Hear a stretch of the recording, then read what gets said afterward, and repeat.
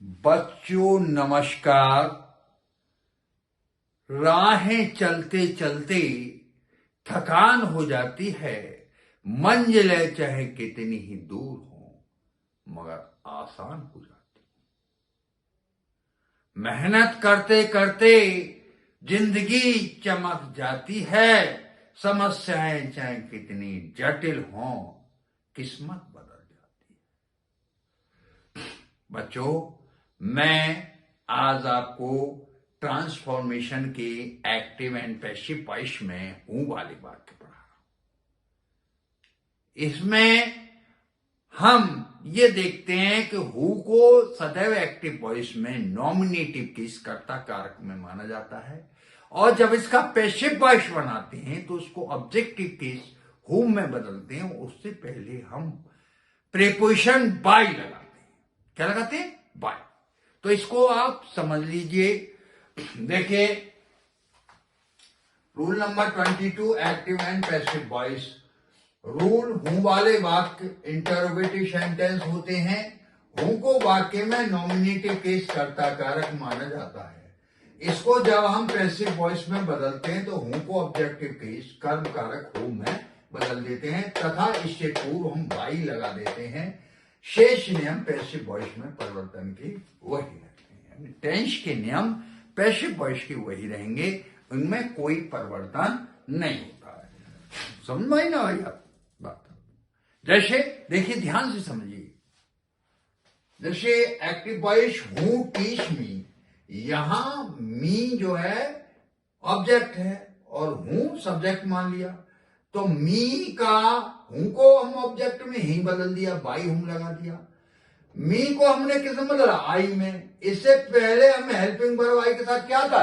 M लगाएंगे और फिर टीच का थर्ड फॉर्म डॉट लगाएंगे। समझ में नहीं आई? तो इसका पैसे हो जाएगा by whom am I talk.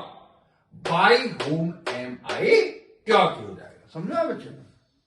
दूसरा एक्टिव वॉइस देखिए, who is singing a sweet song, तो by whom is a sweet song में आ जाएगा। प्रेजेंट कंटिन्यूअस टेंसेस में बीइंग संग लग जाएगा। सिंग का थर्ड फॉर्म क्या है?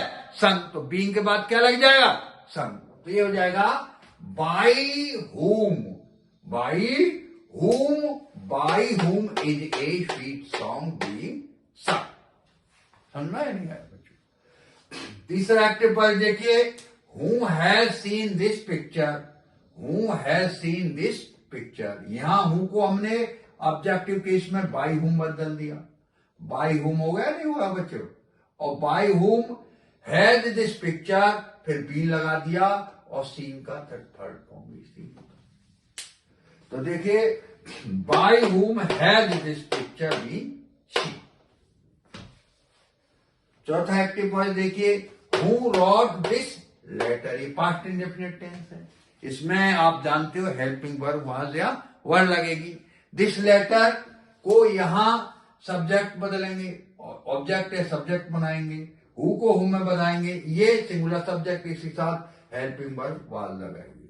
तो by whom was this letter write wrote written, third form क्या होगा? रिटन। तो ये हो जाएगा bye whom was this letter written. समझे बच्चों? पांचवा एक्टिव वॉइस देखिए, who will sing A sweet song, तो ए स्वीट सॉन्ग क्या है? ऑब्जेक्ट सब्जेक्ट हो जाएगा और हु को बाई हुम में बदल के ऑब्जेक्ट में बदल दिया जाएगा।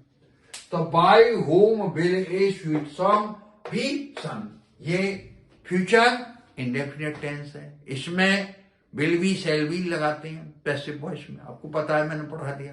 तो इसलिए ये क्या आ जाएगा? By whom will a sweet song be sung. समझ में आई नहीं आई बच्चों? समझ में आई? अच्छी तरह से समझ लीजिए और इनकी एक्सरसाइज बना लीजिए और मेरे से कॉन्टेक्ट में पूछ लीजिए। देखिए, मेरी आपसे एक ही अभिलाषा है और मुझे उम्मीद है कि आप उसे पूरा करोगे। जब दरिया में तुम घुस गए तो तैर के उसे पार करोगे।